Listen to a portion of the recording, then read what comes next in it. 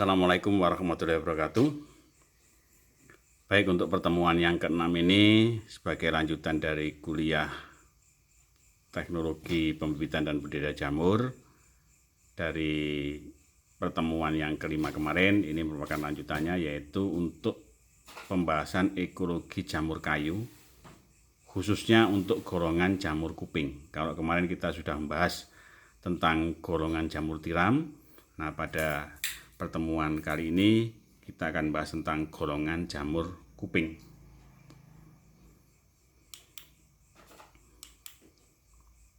Sebagaimana jamur tiram yang sudah kita bahas, jamur kuping juga memiliki banyak variasi, yaitu dari jenisnya itu bermacam-macam, ada yang berwarna coklat, ada yang berwarna hitam, ada yang berwarna putih, ada yang berwarna kuning. Yang di sampul tadi itu adalah merupakan kuping kuning.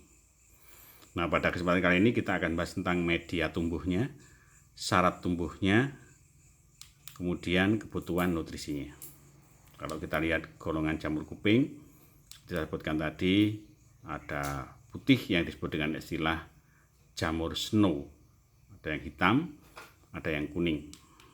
Nah, ini contohnya yang coklat yang tumbuh di batang-batang pohon dengan daerah jelajah yang sangat luas kalau jamur kuping. Ini yang putih, ini seperti kita sebutkan, ini yang snow, ini dia berada pada kondisi di zona yang sangat dingin. Ini dia mau tumbuh, yang putih. Yang kehitaman, kuping gajah, ini yang putih tadi. Ini yang kuning, jadi seperti ini, seperti gelatin, tapi ini adalah jamur kuping kuning. Kalau kita lihat pada jamur kuping yang hidup liar, itu badan buahnya itu dia melekat dengan pusat atau sentra yang modelnya adalah lateral. Yang perlu kita ingat bahwa jamur kuping itu berbeda dengan jamur tiram. Dia tidak memiliki batang. Kemudian pada proses itu, kenapa terjadi demikian? Karena dia mengalami proses rudimenter, yang namanya rudimenter, ketidaksempurnaan pembentukan batang. Kemudian jenis kayu yang disukai itu adalah kayu bertekstur keras, seperti conifer, kruing, kayu nangka, kemudian ceri, dan lain sebagainya, yang berdaun lebar.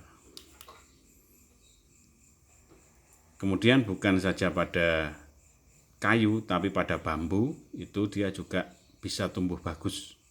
Contohnya di sini yang jenis-jenis dari jamur kuping putih dan jenis jamur kuping kuning. Daerah jelajahnya itu berkisar pada 600 sampai dengan 800 mdpl dengan suhunya berkisar 20 sampai dengan 30 derajat Celcius. Tetapi yang khusus untuk yang kuping putih itu berada pada suhu yang 5 derajat Celcius. Ini rentangan suhunya. Dia juga memiliki suhu minimum, kemudian suhu maksimum,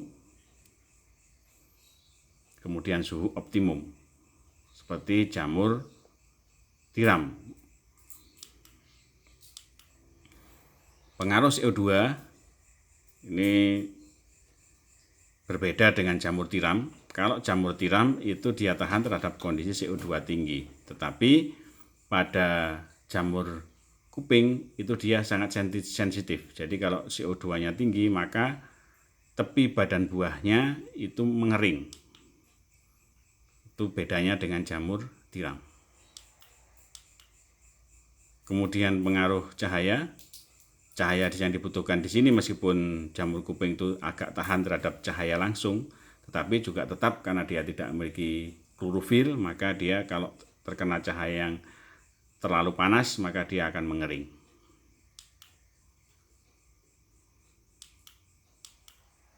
Ini contohnya pada saat ada cahaya langsung, maka dia akan begini. Apalagi kondisi CO2-nya tinggi, maka dia akan bentuk begini ini. Jadi tepinya di sini akan mengering. Ini mengering. Ini karakteristik dari jamur kuping. Tapi kalau dia terkena air kembali, maka dia akan kembali lagi. Itu bedanya dengan jamur tiram. Kalau jamur tiram dia terkena kering begini ini, maka dia tidak bisa kembali lagi. Tapi kalau jamur kuping dia masih punya kemampuan untuk kembali lagi ini, untuk memperbaiki dari badan buahnya. Ini cahaya yang dibutuhkan sama dengan cahaya jamur tiram sebenarnya itu. Ini yang kuping gajah liar, kuping gajah liar. Ini kuping tikus, ini kuping tikus, jamur kuping tikus. Ini yang mahal, sebenarnya jamur kecil-kecil tapi mahal.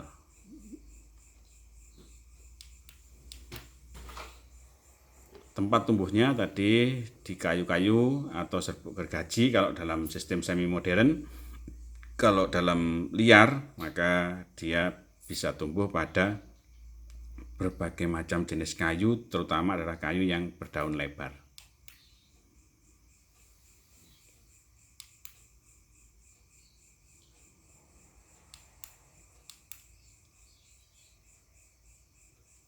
Jamur kuping itu juga bisa ditumbuhkan pada limbah-limbah pertanian.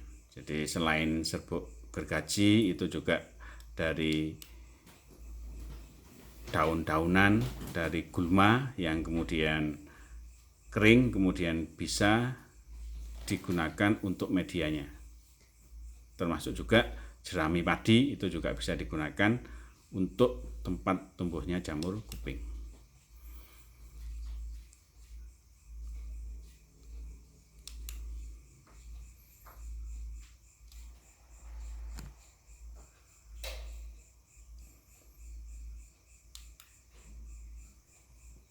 Ini contohnya pada proses pelatihan budidaya jamur kuping. Jadi saudara juga bisa melakukan proses yang seperti ini. Jadi proses pelatihan. Jadi pada masyarakat yang membutuhkan proses pelatihan dengan cara sistem semi modern menggunakan serbuk gergaji, itu modelnya seperti ini.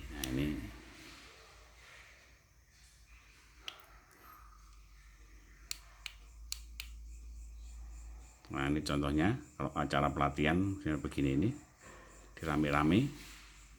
Ini pelatihan untuk membuat backlog atau substrat dari jamur kuping.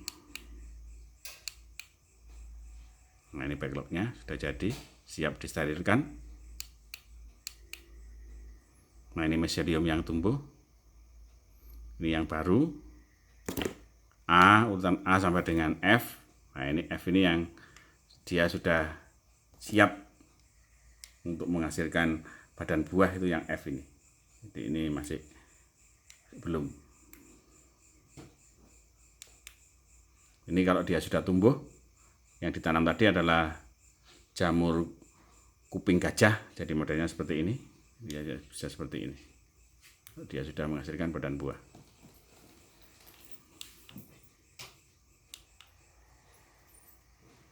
Ini tinggal mengambil, dalam backlog itu bisa mengambil begini ini.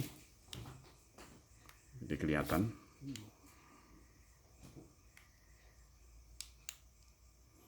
Ini contohnya pada jenis kayu yang diambil kemudian digunakan untuk medianya, itu ukurannya seperti ini. Jadi kalau kita lihat ada selulosanya, pentosanya, ligninnya, abunya, itu sekian-sekian.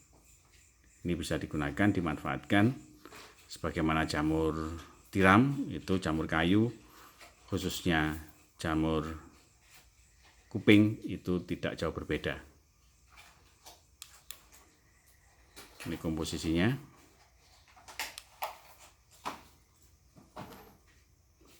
Untuk jamur kuping itu juga bisa ditumbuhkan pada media dari sampah organik.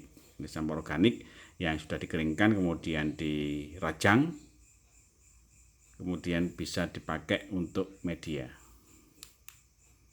Yang bagus memang dicampur dengan menggunakan campuran sampah organik dan serbuk gergaji. Dari hasil penelitian itu yang sudah dicoba itu 35% dari sampah organik, kemudian sisanya itu dari serbuk gergaji. Kenapa sampah organik itu masih bisa digunakan? Kita ingat bahwa jamur itu bisa tumbuh pada media yang mengandung serat, terutama lignin, selulose, dan hemiselulose.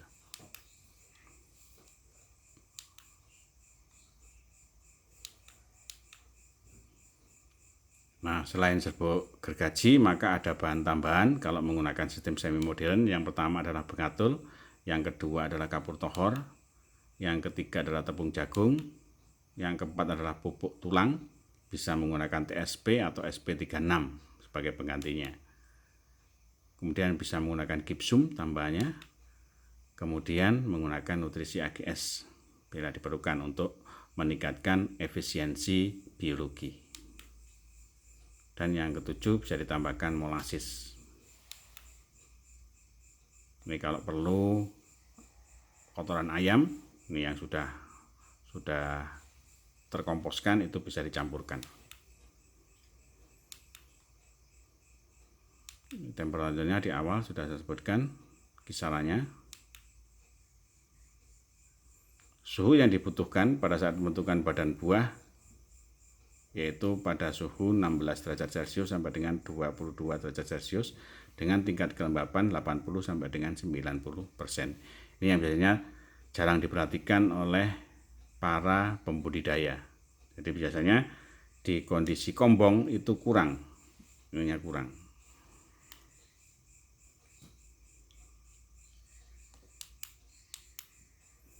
Kelembapannya itu kalau bisa memang 95 sampai dengan 100, ini kalau bisa kelembapan, tingkat kelembapannya. Jadi faktor pembatasnya itu memang pada budidaya jamur itu adalah air, sehingga kalau airnya kurang maka kelembapannya dia akan turun.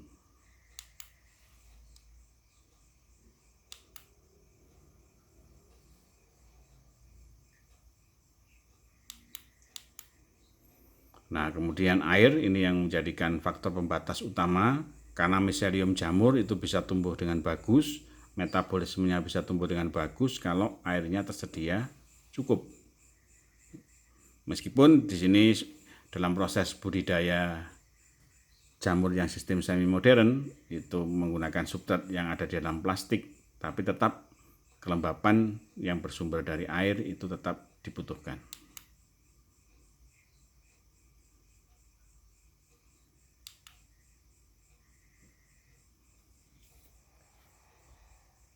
Kandungan air pada substrat ini akan berpengaruh. Bila kandungan air pada substrat terlalu tinggi, maka menyebabkan dia busuk. Biasanya terjadi warna hitam.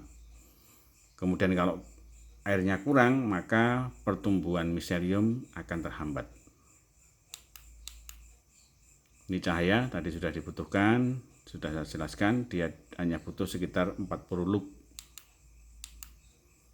pH-nya sekitar 5,5 sampai dengan 6,5.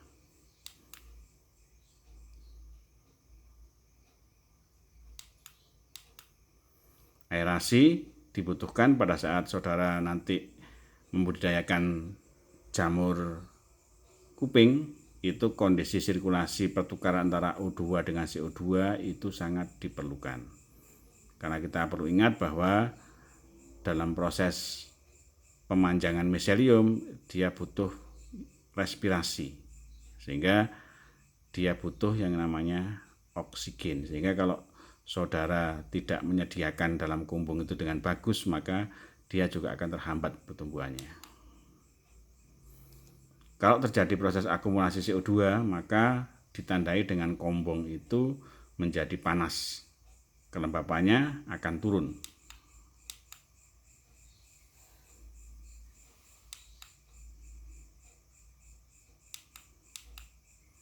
Nah, pada proses budidaya yang semi modern itu sterilisasi substrat itu menjadi hal yang sangat penting. Pada proses sterilisasi substrat yang menggunakan drum biasa atau menggunakan sterilitas atau steam yang biasa itu, maka dia membutuhkan waktu yang sangat panjang, yaitu 6 sampai dengan 8 jam. Ini dihitung setelah air yang ada dalam dalam sterilisator itu mendidih. Jangan dihitung dari awal. Ini dulu terjadi kesalahan, ada yang dihitung dari awal, padahal mendidihnya air itu butuh waktu. Oleh sebab itu maka menghitungnya jangan sampai keliru. Kebutuhan nutrisi sama dengan jamur tiram, yaitu butuh C, butuh N, butuh P, butuh K. C ini berasal dari serbuk gergaji, N ini dari bahan-bahan tambahan yang saudara tambahkan, P ini berasal dari pupuk P, juga K ini yang saudara tambahkan dari tambahan-tambahan dari bekatul, kemudian dari bahan-bahan yang lain yang ada pada bahan-bahan starter. Kemudian ada tambahan vitamin. Demikian yang bisa sampaikan. Nanti pada proses praktikum itu akan kita bahas lebih jauh dan saudara akan berusaha bagaimana nanti mengupayakan, karena untuk tatap muka masih dirasa masih susah, maka nanti dengan cara tertentu saudara akan praktek di tempatnya sendiri-sendiri. Demikian yang bisa sampaikan. Saya akhiri. Assalamualaikum warahmatullahi wabarakatuh.